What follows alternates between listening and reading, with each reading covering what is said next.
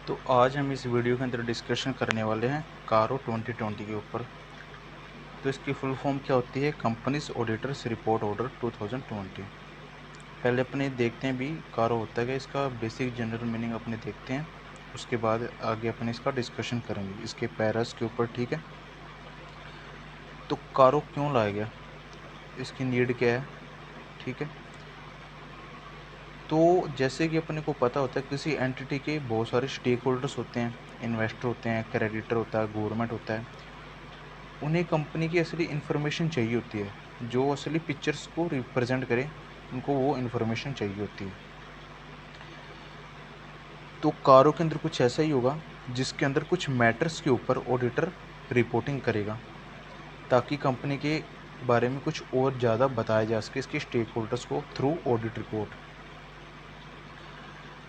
क्योंकि जो general audit report अपने देखते हैं उसके अंदर मेनली यही होता है भी जो फाइनेंशियल स्टेटमेंट है वो true and fair view represent करते हैं या नहीं, उसमें कोई क्वालिफाइड या एडवर्स या डिस्क्लेमर ओपिनियन जाता है, ठीक है।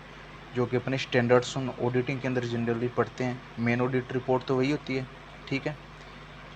अब जो कंपनी एक्ट 2013 है वो कंपनी के ऑडिटर के ऊपर कुछ और ड्यूटीज़ इम्पोज करता है, उसकी रिपोर्टिंग रिस्पॉन्सिबिलिटी को बढ़ाता है, ठीक है। तो जो कंपनी के ऑडिटर हैं उसको कुछ और मैटर्स के ऊपर भी रिपोर्टिंग करनी होती है, ताकि वो कंपनी के बारे में कुछ और ज़्यादा बता पाए, ठीक है। तो मेनली इसके अंदर अपने जब एक कंपनी का ऑडिट होता है तो जो ऑडिट रिपोर्ट इशू होती है वो मेनली ये ऑडिट रिपोर्ट होती है, ठीक है। जो SC 700, 701, 705, 706 के अकॉर्डिंग जाती है, ठीक है। अब इसी के अंदर जो एक एनेक्सर 1 इसी ऑडिट रिपोर्ट के साथ जाता है और एनेक्सर 2 इसी ऑडिट रिपोर्ट के साथ जाता है। ये क्या है एनेक्सर 1? इसके अंदर क्या होता है, सेक्शन 143 का सब सेक्शन 3 क्लोज आई, ठीक है। तो ये बोलता है इंटरनल फाइनेंशियल कंट्रोल के बारे में भी ऑडिटर को रिपोर्ट करना होता है। ये एनेक्सर 1 लगाता है ऑडिटर रिपोर्ट के साथ ऑडिटर। अब कारों की बात करते हैं, जो सेक्शन 143 सब सेक्शन 11 है। ध्यान रहे अपने यहाँ पे सिर्फ कंपनीज के बारे में बात कर रहे हैं, क्योंकि कारो है जो कंपनीज के ऊपर ही एप्लीकेबल होता है, ठीक है। अब सेक्शन 143 सब सेक्शन 11 वो बताता है ऑडिटर को, कंपनी का जो ऑडिटर है उसको कारो की एप्लीकेबिलिटी के लिए, कि उसकी वो ड्यूटीज़ को और बढ़ा देता है, ठीक है। तो कारो कहाँ से है? Basically section 143 sub section 11 of companies act 2013। ये तो होगी नीड भी, कारो है क्या और इसकी ज़रूरत क्या है, ठीक है। अब कारो में ऐसा होता क्या है, तो कारो के अंदर बेसिकली जो कंपनी का ऑडिटर है वो कुछ एक्स्ट्रा मैटर्स के ऊपर कमेंट देता है।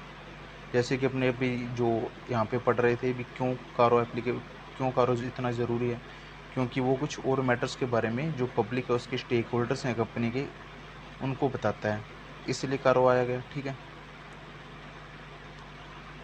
अब कारो का मीनिंग है company law requires the auditor to comment on extra matters.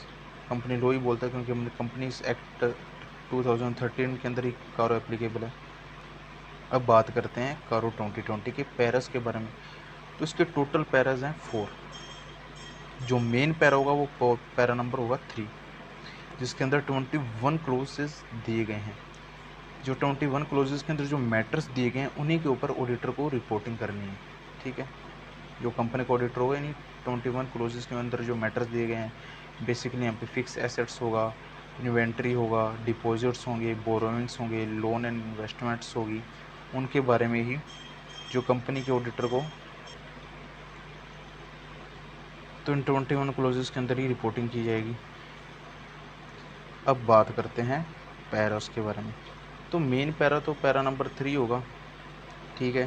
तो जो बाकी के पैरा वहाँ पे इंट्रोडक्शन मैटर कुछ दिया होगा, अभी कारो किस कंपनी के ऊपर लगेगा, किस कंपनी के ऊपर नहीं लगेगा, कब से कारो एप्लीकेबल हुआ है, ठीक है। तो अब अपने चलते हैं पैरा 2 के ऊपर। हाँ, मैं आपको ये बात बताऊँ, जो 21 क्लोजेज हैं ये मेनली क्या बताएंगे, कंपनी की फाइनेंशियल स्टेटमेंट्स के बारे में कमेंट्स होंगे इनके ऊपर, कंपनी लीगल कंप्लायंस कर रही है या नहीं कर रही, कंपनी को कैसे ही से मैनेज किया जा रहा है या नहीं, इन पैरामीटर्स को ध्यान में रखकर ही ये रिपोर्टिंग है एक्चुअली। मतलब ये जो 21 क्लोजेस के अंदर जो मैटर्स दिए गए हैं वो इन्हीं चीज़ों के ऊपर है कि कंपनी को मैनेज कैसे किया जा रहा है, ठीक है, कंपनी के जो फाइनेंशियल स्टेटमेंट के बारे में, और जो लीगल कंप्लाइज है, कुछ सेक्शन एप्लीकेबल होते हैं कंपनीज के ऊपर, वो उनका कंप्लाई कर रही है नहीं कर रही ये कंपनी, ठीक है। तो अब अपन चलते हैं पैरा नंबर 2 के ऊपर, ठीक है।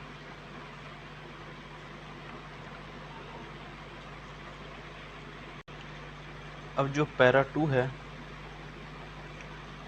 वो बोलता है एप्लीकेबिलिटी के बारे में। यहाँ पे मैंने शॉर्ट वर्ड से लिखे हुए हैं, की पॉइंट्स लिखे हुए हैं, अगर आपके पास कोई बुक या पीडीएफ हो गया वहाँ से रेफ़र कर सकते हैं, ठीक है। तो पैरा 2 एप्लीकेबिलिटी के बारे में बोलता है। तो अब अपने बात करेंगे कारों के जो 4 पैराज हैं उनके बारे में, ठीक है। अब एप्लीकेबिलिटी के बारे में देखते हैं जो कि पैरा 2 के अंदर दिया गया। तो कारों कब से एप्लीकेबल हुआ, फाइनेंशियल ईयर 21-22 से एप्लीकेबल हुआ। मतलब कि 21-22 के जो फाइनेंशियल स्टेटमेंट बनेंगे उनके ऊपर जो ऑडिट रिपोर्ट इशू होगी उसके अंदर कारों की रिपोर्ट इंक्लूड होगी एनेक्सर के ज़रिए, ठीक है। यानी 21-22 फाइनेंशियल ईयर में जो भी फाइनेंशियल स्टेटमेंट बनेंगे उनका ऑडिट होगा, फिर उनका ऑडिट होगा तो उनके लिए ऑडिट रिपोर्ट इशू होगी, उसके अंदर ये रिपोर्ट इंक्लूड होगी। यानी अब जो फाइनेंशियली अभी चल रहा है जो ईयर 22, इसके अंदर जो भी ऑडिट रिपोर्ट मार्केट में आएंगी उसके ऊपर कारो 2020 एप्लीकेबल होगा, ठीक है। ये होगी एप्लीकेबिलिटी भी कब से एप्लीकेबल है, ठीक है। अब जैसे ग्रुप ऑफ कंपनीज की बात करते हैं तो क्या होता है उसके अंदर CFS बनते हैं, ठीक है, होल्डिंग सब्सिडरी एसोसिएट्स, ठीक है। तो होल्डिंग कंपनी की SFS भी बनता है, 2 फाइनेंशियल स्टेटमेंट होते हैं, SFS और CFS, है ना, standard financial statement, consolidated financial statement. ये तो होल्डिंग कंपनी के जो इंडिविजुअल फाइनेंशियल स्टेटमेंट होता है ये कंसोलिडेट यानी सभी ग्रुप ऑफ कंपनीज को मिलाकर बनते हैं, ठीक है। तो जो होल्डिंग कंपनी का ऑडिटर होगा वो जो SFS का ऑडिट करेगा यानी स्टैंड अलोन फाइनेंशियल स्टेटमेंट का, तो इसकी जो ऑडिट रिपोर्ट होगी उसके अंदर कारो 2020 एप्लीकेबल होगा। लेकिन जो CFS होगी इसके ऊपर कारो 2020 नहीं लगेगा, not apply to auditor's report on CFS, ठीक है। ये पैरा 2 बोलता है, ठीक है। अब बात करते हैं पैरा 1 की। इसमें पैरा 1 में बताया गया होगा अभी कौन सी कंपनीज के ऊपर कारो 2020 लगेगा, कौन सी कंपनीज के ऊपर कारो 2020 नहीं लगेगा। तो फॉरेन कंपनी के ऊपर भी कारो लगेगा और ब्रांच जो ऑडिट होती है उसके ऊपर भी लगेगा, ठीक है। अब इनको थोड़ा एक्सप्लेन करते हैं। फॉरेन कंपनी क्या होती है।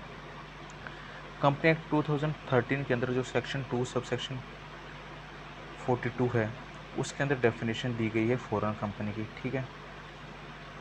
उसके अंदर क्या बोला गया कि कोई भी कंपनी जो आउटसाइड ऑफ इंडिया इनकॉर्पोरेटेड है, यानी जो इंडिया के बाहर इनकॉर्पोरेटेड है और जिसका प्लेस ऑफ बिजनेस इंडिया में है, यानी जो आउटसाइड इंडिया बनी है इनकॉर्पोरेट हुई है लेकिन जो इंडिया के अंदर उसका प्लेस ऑफ बिजनेस है, तो इसके फाइनेंशियल स्टेटमेंट बनेंगे, इसका ऑडिट भी होगा, तो इसके ऑडिट के ऊपर जो ऑडिट रिपोर्ट होगी उसके ऊपर भी कारो लगेगा।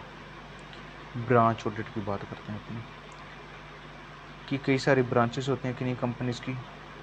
अब मेनली क्या होता है जो मेन जो हेड ऑफिस बोल दो जिसको, और उसकी जो ब्रांचेस होती हैं बहुत सारी, ठीक है। तो क्या होता है कई बार जो ब्रांचेस का ऑडिट होता है वो लोकल ऑडिटर से करवा लिया जाता है, अलग अलग ऑडिटर से, जो वहाँ जहाँ पे ब्रांच सिचुएटेड है वहाँ के ऑडिटर से करवा लिया जाता है। तो उन ब्रांच ऑडिट के ऊपर भी कारो 2020 लगेगा, ठीक है। अब बात करते हैं पैरा 1 की, ठीक है। अब कंपनी से note covered by the order कारो, यानी कारो किन कंपनीज के ऊपर नहीं लगेगा। एक तो बैंकिंग कंपनीज के ऊपर कारो नहीं लगेगा क्योंकि बैंकिंग कंपनीज के ऊपर RBI के रेगुलेशन एप्लीकेबल होते हैं, वहाँ पे उनको बहुत सी चीज़ें बताती होती है, इसलिए उनके लिए अलग से रेगुलेशन होते हैं, इसलिए उनको नीड भी नहीं है कारो 2020 की। इंश्योरेंस कंपनी के ऊपर भी कारो नहीं लगता। सेक्शन 8 कंपनीज जो नॉट फॉर प्रॉफिट कंपनी होती है उनके ऊपर भी कारो नहीं लगता। OPC के ऊपर भी कारो नहीं लगता, स्मॉल कंपनी के ऊपर भी कारो नहीं लगता, ठीक है। तो अपने स्मॉल कंपनी की डेफिनेशन देख लेते हैं। स्मॉल कंपनी क्या होती है, इसकी डेफिनेशन चेंज हुई है अभी। जिस कंपनी की paid up share capital 2 crore या उससे कम है और साथ में जिसका टर्नओवर भी 20 करोड़ या उससे कम है, वो स्मॉल कंपनी है। लेकिन स्मॉल कंपनी में ये कंपनियां नहीं आएंगी अगर कोई कंपनी किसी कंपनी की होल्डिंग है या सब्सिडरी है। अब यहाँ पे ये नहीं लिखा कि होल्डिंग और सब्सिडरी सिर्फ पब्लिक कंपनी के केस में होगी, यानी अगर कोई प्राइवेट कंपनी है वो किसी की होल्डिंग है तो भी वो स्मॉल कंपनी नहीं होगी, यानी यहाँ पे दोनों कवर हैं, पब्लिक और प्राइवेट कंपनी की होल्डिंग और सब्सिडरी। सेक्शन 8 कंपनी भी स्मॉल कंपनी नहीं होती और स्पेशल एक्ट से जो रेगुलेट कंपनी होती हैं वो भी नहीं होती। जैसे जो टेलीकम्युनिकेशन जो कंपनीज होती हैं वो ट्राई उनके ऊपर ये यहाँ से रेगुलेट होती हैं, तो उनके ऊपर भी तो सॉरी वो भी स्मॉल कंपनीज नहीं है। ठीक है, स्मॉल कंपनीज नहीं है तो ये टेलीकम्युनिकेशन वाली जो कंपनीज होगी उनके ऊपर कारो 2020 लगेगा ही, क्योंकि वो स्मॉल कंपनीज नहीं है और स्मॉल कंपनीज के ऊपर ही कारो नहीं लगता। ठीक है,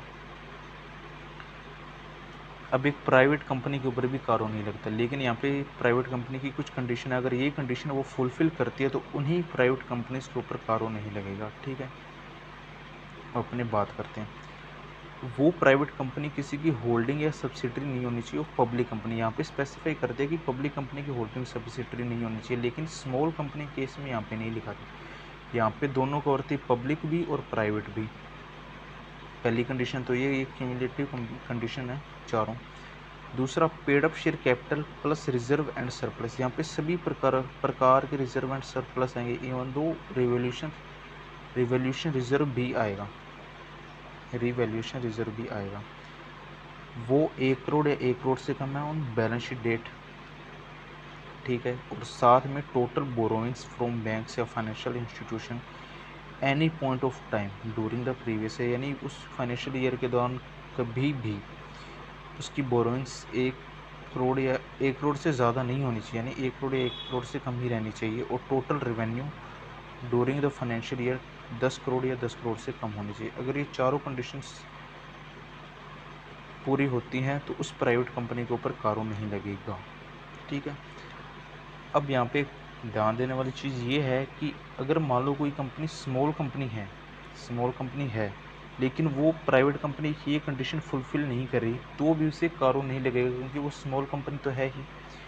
इसी प्रकार अगर मान लो कोई कंपनी ये चारों कंडीशन पूरा करती है लेकिन वो स्मॉल कंपनी नहीं है तो भी उसके ऊपर कारो नहीं लगेगा, क्योंकि ये नहीं लिखा कि स्मॉल कंपनी भी होनी चाहिए, प्राइवेट कंपनी भी होनी चाहिए, दोनों में से कोई एक कंपनी हो सकती है। अब बात करते हैं पैरा 4 की।